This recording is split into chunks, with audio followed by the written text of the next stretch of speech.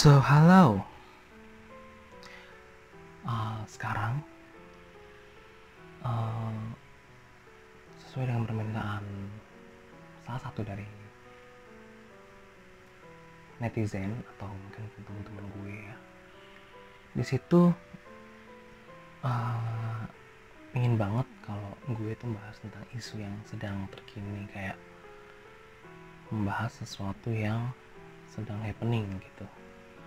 Dan apa sih yang tidak happening di Indonesia ini atau di dunia ini selain virus corona.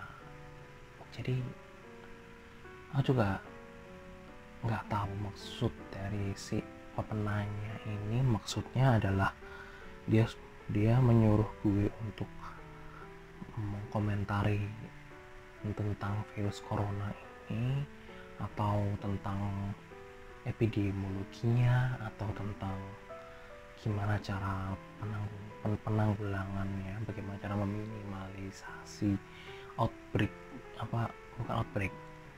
dampak dari corona itu gimana, atau apa ini, maksudnya apa. Ini terlalu banyak gitu, ini terlalu hal yang terlalu rumit gitu. Cuman dia nama juga sebuah reaksi terhadap sebuah isu ya. Jadi di sini saya bukan ahli dalam bidang epidemiologi atau bidang virologi atau kesehatan masyarakat, atau saya juga bukan komunikasi kesehatan. Jadi cuman sebagai sarjana sains saja. Jadi karena saya sarjana sains ya, jadi saya cuman ingin menyampaikan hal-hal yang penting untuk dipahami oleh semua orang perihal COVID-19 ini. Jadi yang pertama harus kita cari atau kita bahas adalah tentang the source. Jadi di sini sekalian aku edukasi aja ya, kayak misalnya kita kemarin kan pertama kali virus ini outbreak itu kan di Wuhan, China gitu ya. Terus kemudian kita rame-rame orang-orang Indonesia yang tidak mengerti, rame-rame kayak blaming gitu. Oh, ini virus dari China, ini virus dari ini nih, gara-gara orang makan gimana makan yang tidak sesuai dengan kodratnya atau bagaimana. Tapi di luar itu semua ya memang harus terjadi. Jadi kayak memang ya ini memang harus terjadi. Jadi apapun dari mana itu sebenarnya tidak perlu diurut secara geografis. Yang penting kita akan bertanya, sebenarnya virus ini kok bisa sampai Cina gitu, kok bisa sampai outbreak, tersebar begitu. Jadi kalau gue cari-cari di internetnya, kayak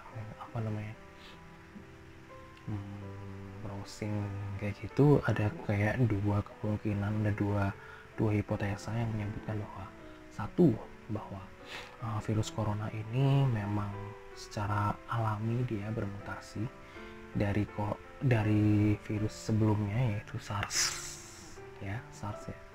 Jadi di situ ada kayak ada penambahan 4 asam amino.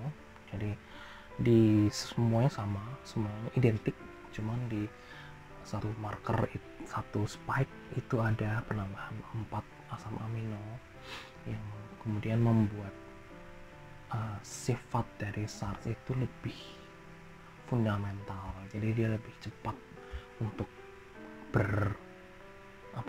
outbreaknya gitu. Jadi itu salah satu penelitian di situ saya tampilkan di sini. Ini penelitiannya itu menyebutkan bahwa virus ini memang secara alami terbentuk oleh mutasi kayak gitu. Sedangkan ada juga penelitian lain yang menyebutkan bahwa virus ini tidak mungkin secara alami terbentuk karena diperlukan proses yang lama untuk penambahan 4 asam amino. dari virus yang sebelumnya menjadi virus yang baru. Jadi ada dua ada dua pandangan gitu ya. Kita tidak, maaf, gue tidak memihak yang mana, tapi apapun itu, di luar dari teori-teori konspirasi atau apa yang bisa sangat enak untuk diikuti ya, kalau orang yang pernah belajar teori konspirasi pasti sangat enak sekali membahas ini. Tapi di sini saya tidak akan mendukung pihak manapun. Jadi yang jelas ini adalah sebuah perkembangan dari virus yang lama menjadi virus yang menyebar di dunia saat ini gitu. Dan ini virus. Nah, kita harus bisa membedakan antara virus dan bakteri gitu ya. Itu dua hal yang berbeda. Jadi bakteri itu ya mikroorganisme. Dua-duanya mikroorganisme ya. Cuman beda ya. Kalau beda kingdom, kan kita pernah belajar kingdom ya di situ. Kemudian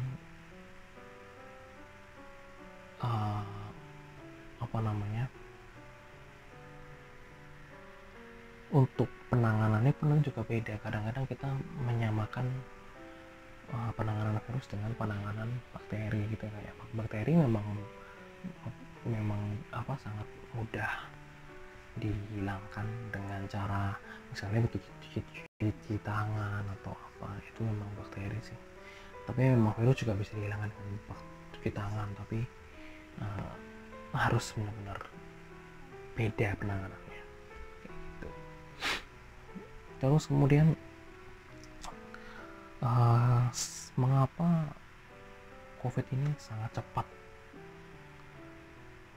cepat sekali gitu ya, cepat untuk menyebar gitu ya, karena aku nggak tahu sekarang udah berapa juta, kalau tidak salah kemarin terakhir saya melihat 1.496.000 positif di seluruh dunia. Ini dan yang paling banyak di Amerika Serikat untuk saat ini. Kemudian di Cina dan di Korea ini sudah membaik, artinya tidak dalam sehari itu paling banyak sekitaran 60 kasus positif baru, sedangkan di tempat lain sudah baru mencapai klimaksnya. Indonesia sendiri belum klimaks ya, kalau saya amati, kalau gue amati ya, karena belum pada tahapan kurva yang di tengah gitu ya. Ya kita nggak tahu, mungkin Indonesia menerapkan ingin membuat kurvanya sebagai flatten ya, jadi kayak titik baliknya itu tidak tinggi tapi dia landai gitu. Kalau mungkin di Cina atau di tempat lain di Eropa sekarang kurvanya kan sangat tinggi, jadi ada spike yang sangat tinggi, ada klimaks seperti itu, dan di situ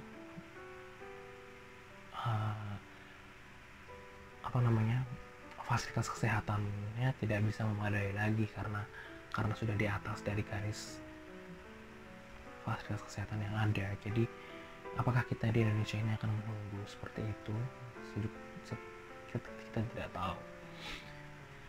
Yang pasti ini lagi-lagi berkaitan dengan data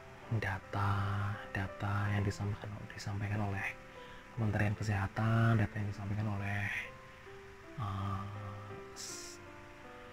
pihak yang berwenang untuk menyampaikan data. Kita tidak tahu apakah itu memang segitu adanya, karena kan kita mungkin di negara-negara lain yang di Amerika, di Eropa mungkin bisa sangat cepat penanganannya karena memang datanya mungkin ya seperti itu bagusnya. Kita tidak tahu di Indonesia ini apakah datanya itu seperti adanya. Kalau kita tahu bahwa masyarakat kita kan banyak sekali ya, sama kayak di India, sama kayak di Brasil gitu. Cuman yang ditanyakan adalah apakah angka yang disebutkan oleh Kemenkes itu adalah angka yang sebenarnya, apakah ada yang ditutup-tutupi. Kita tidak tahu itu. Dan yang jelas, yang pasti kalau menurut gue angkanya lebih dari itu.